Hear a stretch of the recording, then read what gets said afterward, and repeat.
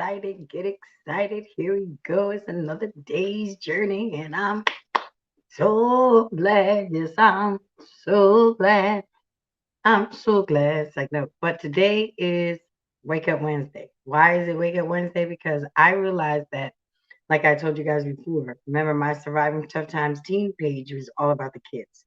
Then I realized that the kids are not really on Facebook. So, what I have used this page for, and what I'm going to use this page for, is it going to become the platform where we can actually have real conversation about what's going on with our children. So, if you have children, please definitely keep them abreast because those are going. We're going to get our know all tell all from the children because we would like to have an idea of what it is, but I can't formulate the opinion for them. However, we can steer our children in a manner of the fact that they actually come up with their own solution. And that is what I'm offering. So I really have wanted to give you 6 pointers. If you'd like to take the notes, if you're a person that likes to really realize why, or I should say, I'm the person that realized that now I don't need to just come out here and tell you all of these great things for you to hear it and then not to be able to take something tangibly back with you so that instead of needing to see the video again of me, you'll have it with you and you'll be able to revert back to it. So what I've been trying to do is put put put things into like points 4, 5, or whatever, 3, 4, 5. Today I have six, and these are to kind of build the relationship between you and your teenager or preteen that's in your house. What we are finding is that it becomes difficult when a child gets a certain age to actually steer them in the direction of which way you would like to go because they've actually had a brain all this time. They've now formulated their own opinions, whether we like them or not. So we as adults try to steer our children in the right way. But I think even the way I was steered, it was like a more cautious way of saying, okay, we're going to go this way because we know what happens over there. So we're going to drive you this way. That way you don't have to worry about it. So because of those types of situations, today I want to just give you 6 points that will help you not only with your teen, but the teens in your neighborhood, the people, the kids that you come in contact with. Another thing that I've realized is that if we were all to take the responsibility of someone else's child, I know I just pissed somebody off. What you mean? I take care of my own kids. And I get that. I get that. But if you are taking care of your child, that means that your child is connected to friends. And then that says that whatever influence that child has, now he's the influence of the group of those friends. So you are exactly who you are, and it comes from your child. So these 6 pointers will be able to allow you to at least look at the situation, assess the situation, and then, like I said, it will not only benefit your child, but it will benefit all of the children in the community. So if you don't have a pen and a piece of paper, I'd like you to get a pen and a piece of paper because within all of the thank yous that you deserve, within all of the kudos that parents get all over the world, there is still something that the parent is missing. There is still something that the adult is missing. And that is the understanding of exactly where our children are coming from in the manner of where they are in the process. Now, unfortunately, a lot of us don't have the process in the same manner. So that's why these 6 steps become very important because whatever kind of communication that you build, it needs to really start at home. It's going to start at home and it's going to end at home. Now, the things that you come in contact between the time that you leave your house and everything are different ways of you to display what you're learning in your home. So if we're not learning in our homes, then we have to then, as the adults that are outside, just take it upon ourselves to make sure that if you are a part of this plan, if you're not a part of if you're not a part of, well, you're either part of the plan or a part of the problem. That's what I say, right? You're either part of the plan or you are the problem. Whichever way you choose, you're going to have children that are connected to you. And then this is the reason why I'm so adamant about it, because regardless of how we stand in our 20s, 30s, 40s, 50s, 60s, our children that are newborns and 10, 15, they have so much more life left, and they deserve a fair shake. So the first thing I would say is, number one, don't lecture.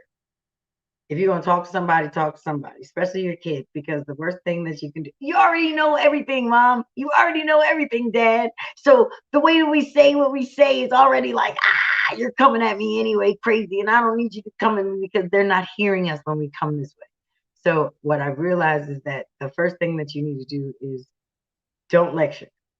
Say what it is that you need to say, back up off of it, and actually give a person a chance to actually revert, like come back with it. Not as in a back talk, trust me, because I'm one of them, because I said so, generations. So I don't even know how to process what's going on in the process of where my parent is like right there. We always had to like walk away and go get that process around the corner somewhere away from them. But today's days, like, you want to process. So therefore, you don't lecture, but you actually speak. You actually ask questions. Have them come back with you so that they are actually a part of this process. What we need right now is we need a connection where our children are actually taking ownership to their abilities of being able to handle who they are. That's what's becoming the importance of this. So if you're not lecturing, that means you're actually sitting and you're talking. And now, because of the fact that you're both actually talking, it seems like, guess what? You're not just one-sidedly telling me what is going on and I'm not in it with you. So the next thing that goes into when you're not lecturing, make sure that you don't start to attack. Because then what happens is, if you're only dealing with two people and one of the persons is now under attack, you're no longer speaking. Now you're like, that person is defending themselves. You're doing this and you're doing that. So don't attack.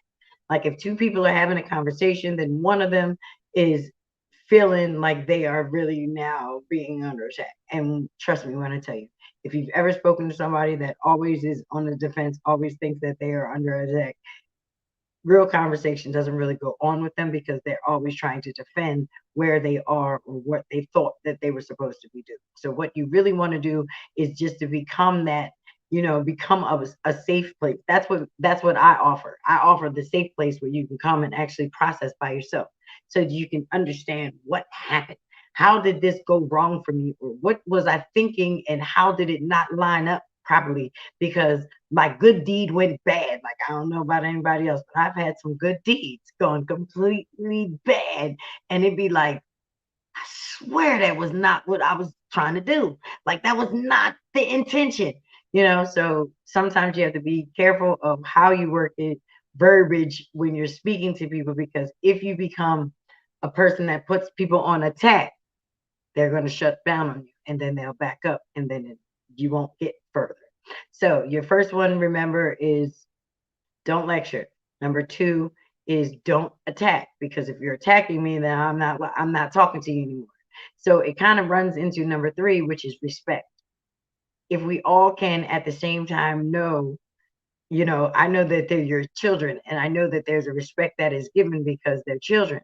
But at the same token, we've lost all respect, like adults to children, to the point where they are still individuals. They are still human. They are still beings, so we should treat them as such. And then you'd be surprised when we start to actually give the little ones respect, then we'll turn around and receive respect that we already know that we're supposed to have gotten.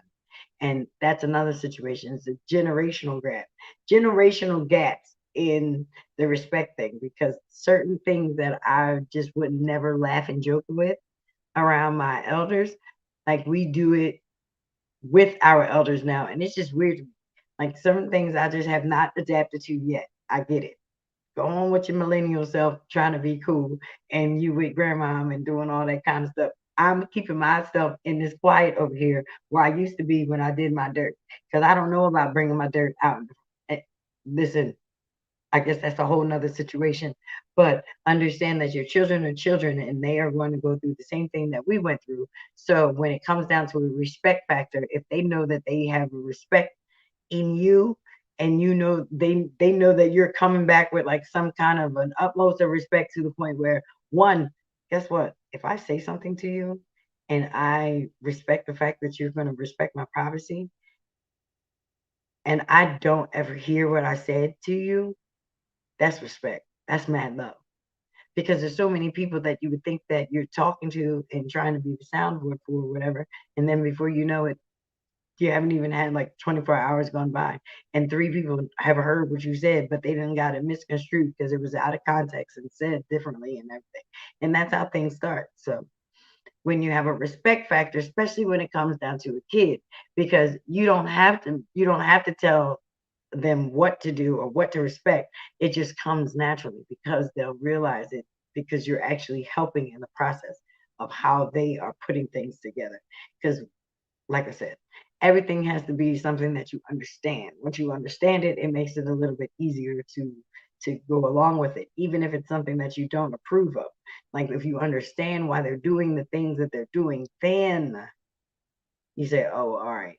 Like it might not sit well with you, but you'll at least understand it so you can respect the fact that it's happening. The step, the fourth step is to actually, I call it kiss. Keep it keep it short and simple, simple and short, sweet, short and sweet, whatever the case may be. Just don't beat them over the head with the fact that you just want to tell them that they did something wrong. Because contrary to popular demand, I don't know about anybody else, but the things that I have that I done wrong, the things that I need to fix, the things that I'm working on, those are the things that I'm working on. So trust me, if I'm beating myself up with them daily on the things that I need to work on, I don't need your help to tell me how to work on my thing. I'm just saying. Now, if I've come to you and I've asked you for help, that's something completely different. But if you see me in my daily struggle and I'm working on whatever it is that I'm working on, please, God, don't come and tell me how I should be working. I don't know who that was for. But number four is to keep it short and just kiss. Keep it short and simple. Tell them why you're there. Don't tell them what happened. If it was something that they broke a rule or whatever, tell them why they broke the rule. This is the consequences of breaking the rule. If you did this, this is going to happen. This happened and this happened. That's why you don't do this. So because you did this, this is what's going to happen, and then we just move on from it. But you make sure that you don't beat them up. Got me? So the first one, always remember, don't lecture because there's no need to lecture. Just say what it is you got to say and then actually have conversation because children like to talk. And the more you process with your child, the more you'll get the information that you want your child to resonate with. Two, after after that, it says don't be on the attack. Like, don't be attacking me because if it's only me and you start attacking me, I'm not hearing you no more. I'm trying to back up.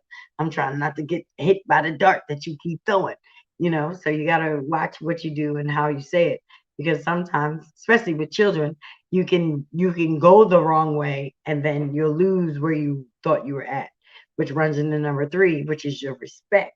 Now remember, respect is major because they're already children. So as far as you're concerned, like when we grew up, there was no such thing. We were just kids. Kids need to stay in kids' places. Kids did what kids do, and they only gotten. We was only, it was only like good on holidays and stuff like that when kids were supposed to be kids. Other than that, kids get out the way, stay away from grown folks, and stay out of grown folks' conversation. That's how we were as children. But now there's a difference. So respect is major.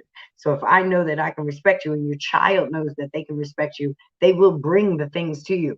And before you know it, it's like I said, it's not just your child. It'll be the children in the neighborhood that are coming to you because they know that you respect them enough to listen. It's major. I'm telling you, we got to just be where we need to be in all points because we don't know where they're coming from. We just need to be ready for when they get there. Going into the fourth step, after you've respected everything about it, the first step is just keep it simple. Keep it simple. Get in and get out. Tell me what you need. Tell me what's going on. Tell me what you think. And let's talk about it. Let's walk it out. Like, there ain't no too many things we ain't going to hit for 35 years on the same situation. Like, you're not going to keep going through it because once you learn how to process, you can process and get our way through it. Got me? That moves you to the fifth thing. And then it says, just be yourself. Mm. It is nothing worse than anybody. There is nothing worse than watching someone do something for someone else that they don't want to do. Did I say that right? Let me just be honest. I lived my life for so many years for everybody else in the story that they told me that they thought I was supposed to live for myself. But I didn't have a plan for myself. So it was like, if they say if you fail to plan, you will live somebody else's plan, or they'll plan your life for you. So the best thing is, if you want to be in control over who you are and what you're going to do, you need to take advantage of doing it for yourself so that you can have it, so that you can do it. That's how that really works. So the fifth part of it is, you really just need to know who you are. Know that you are somebody trying to make it to the next level, and as long as you are trying to make it, then you will always be a person that is trying to strive to do better. Not trying to strive to not ever hit the mark, but you need to just keep on moving, keep on doing it, and understand that you're the best person that can ever do it. That's what's important. And lastly, the last thing that I want to say to you is, you got to seize the moment. If you have a moment in there where you're watching your kids go through something, or you just see that there's a moment, I don't know, that I don't know how to say that, but as a parent, like, when is the right time to just come in and say whatever it is that you need to say. Your kid could be playing a game or whatever, like, maybe you pause it right now. Just come in the way you want to come in, but know that in that moment is where it's going to happen. It's going to happen in that moment. So you have to be able to seize those moments. So, yes, if you're a parent who doesn't pay attention, and you're still on your phone, and you're still trying to do everything other than pay attention to your offspring, now's the time to start to pay attention. Because when it comes down to actually sewing back into our children, it is going to be us that is going to start this communication process. It's also going to end with us. So as long as there's something going on in the beginning and in the end, everything that comes in a context in the middle is not going to take hold of our children. And that is why it becomes that much important. That is why it's something that we can't really sleep on, because as long as we sleep on it, someone else is preying on our children. And that is an unacceptable situation. So, real quick, the first thing you want to do is make sure you don't lecture. Just talk to me. Tell me what it is that we need to talk about. Let's have what we need to do and get it to the point where we can get it done. Number two, don't be on the attack. If you attack me, I'm done with you. So the worst thing you're going to do when a person is under attack, they then become defensive. So that means nothing is happening in defense. Thirdly, you have to respect the person. Respect each party. Respect everyone. Everyone deserves respect. If you are breathing, you are a creature and you deserve respect, because God made you in his likeness. So however you most doing what you're doing, that is what it is for you. So now number four is keep it simple. Kiss. Just keep it simple, sweet. Keep it short and simple. However you need to say whatever it is that you need to make sure that whatever you're going to tell the kid, you're going to get in there, you're going to get out, and then you're going to let it be known in a loving type of a manner that you're still there for them, but not right in that moment, because you just got in and out. Fifth, be yourself. No such thing as trying to be your kid's friend when you are your child's parent, because there might be a moment in there where they need a parent way more than they need a friend, because they can go outside and find a friend, but that parenting is where it becomes very, very essential. So if you are a parent and you are trying to do all of these other things, the best thing that I would tell you is number five, just hone in and be yourself. There's only one you. Even twins are different, and that's the blessing. Everybody has their own individual print. Yes, no one has a duplication of that, and that is you. So that's the authentication of you, and that makes you qualified for this job. So, and the last thing that you need to do is just seize the moment. Make sure that if you have a moment in there where you are thinking, I should just go over there and do it. Yes, you should. You should go and do it. You should go and do it right now. You should go and do it right away. If someone comes across your mind, you need to do it right away. Why? Because tomorrows aren't promised anymore. None of that stuff is promised. So if you got a person that's on your brain or whatever, and they really were on your brain, reach out to them. That's the best thing for you to do. Any other thing, it really doesn't even work in the lines of the situation. So think about the 6 things that you can do to make sure that it will definitely, definitely, definitely improve the relationship between you and the children that are in your household and in your neighborhood. I hope you enjoyed yourself. what I will say is that if you did enjoy, please comment and let me know that you want to see more of these types of things. Because, like I said, I always thought that it was just something to say something and you could get powered by it. But there's other people that are really, really, really taking these notes. So if you appreciate the step by step and the notes of it, let me know. Shout out to you that are watching, and I appreciate you so much for all your comments. And until next time, talk to you later.